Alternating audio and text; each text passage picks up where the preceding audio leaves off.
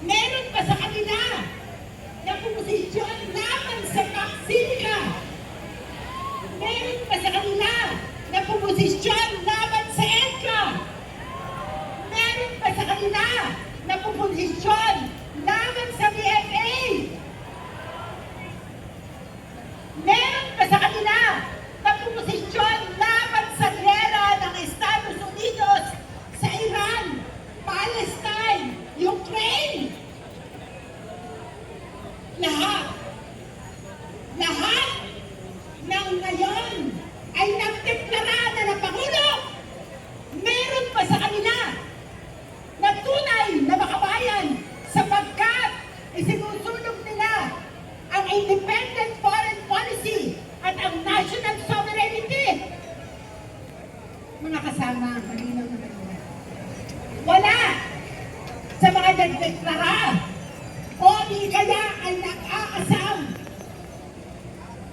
Meron na natin kung sino para ito. Ayoko nang magbanggit ang pangalan. Nag-aasam maging Pangulo. Pero hindi kinokondina ang mga patakaran ng Estados Unidos na siyang nagdulot ng lubhang kahirapan sa ating bansa. Kaya mga kasama, itatakwil natin sila ngayong darating na eleksyon na 2028. Hindi natin ipapanalo ang mga kandidato na ito na mas ginusto na kumuha ng blessings sa Estados Unidos sa halip na magsulong ng pambansang kalayaan at soberanya. Kaya sa araw na ito mga kasama, magsilbing babala ito sa mga gusto kang magpakabuka sa Estados Unidos na sila ay dadamputin sa kumunoy sa kasurahan ng kasaysayan.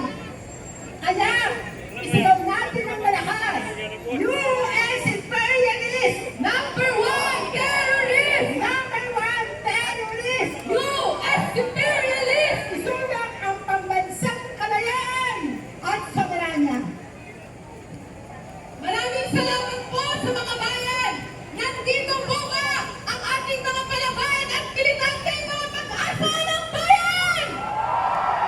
Nandito po ang hanay ng mga kabataan na tuloy na namumula para sa tunay na kalayaan at pambansang demokrasya.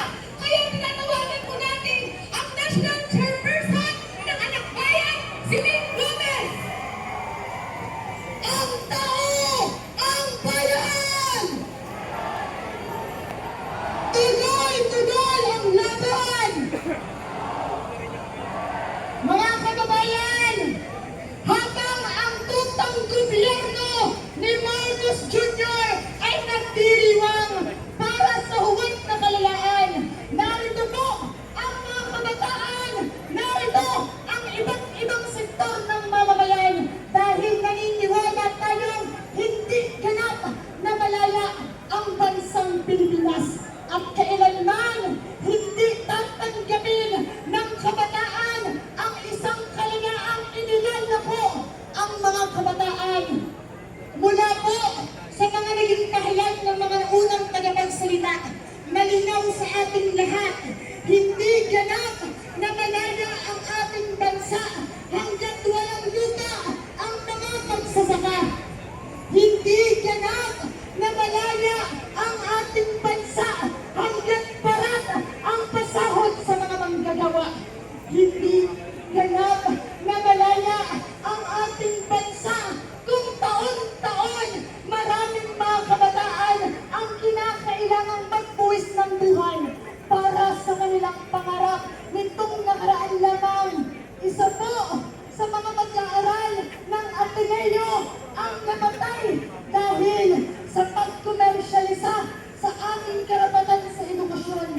Ito ay manifestasyon na hanggang sa kasalukuyan alipin ang mamamayan. Wala man po, hindi man direktang kontrol ng Estados Unidos ang ating bayan. Ang mga mamamayang Pilipino ay nananatiling bilanggo ng kahirapan kagutuman at pananamantala. Ngunit higit sa lahat, ang mga mamamayan ay mananatiling bilanggo ng pag-asa, bilanggo ng adhikain, bilanggo ng pagkanais na lumaya. Kaya naman, para po sa mga kapulisan kanina, habang nagmamarcha tayo, sabi ng mga pulis, sasaktan lang daw tayo ng mga aktivista. Pero, ang sinasabi po ng mga kabataan sa kapulisan, ang nananakit sa kabataan, ang nananakit sa mamamayan ay ang patuloy na pagkontrol ng Estados Unidos sa ekonomiya, politika at kultura.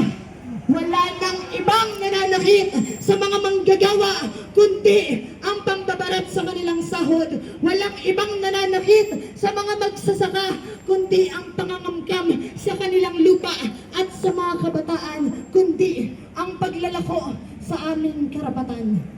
Ngunit, tandaan ng gobyerno ni Marcos Jr., tandaan ng Estados Unidos, malinaw na iginuguhit ng kasaysayan at patuloy na iginuguhit ng sambayanang Pilipino na ang tunay na kalayaan ay matatamasa sa paglaban ng sambayanan. Tandaan natin, walang bansa ang lumaya nang hindi nagsusulong ng revolusyon. At tandaan ng gobyernong ito, mahigit 40 taon na pong sinusulong ng mamamayang Pilipino sa pangunguna ng Partido Komunista ng Pilipinas at ng Bagong Hukbong Bayan, ang Rebolusyong Pilipino, sa ultimong layuning palayain ang mamamayan. At tandaan ng gobyernong ito, sa buong kasaysayan ng Pilipinas, hindi nawala ang kabataan. Kabahagi ang kabataan sa revolusyon na inilunsad ng Katipunan.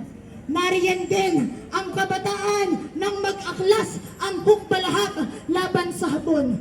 Nariyan ang kabataan sa pangunguna ng kabataang makabayan upang labanan ang diktadurang Marcos. At ngayon na pinagpapatuloy ng rehimeng ito ang pananamantala, ang pagpapakatuta, narito ang anak bayan kasama ang malawak na hanay ng mamamayan.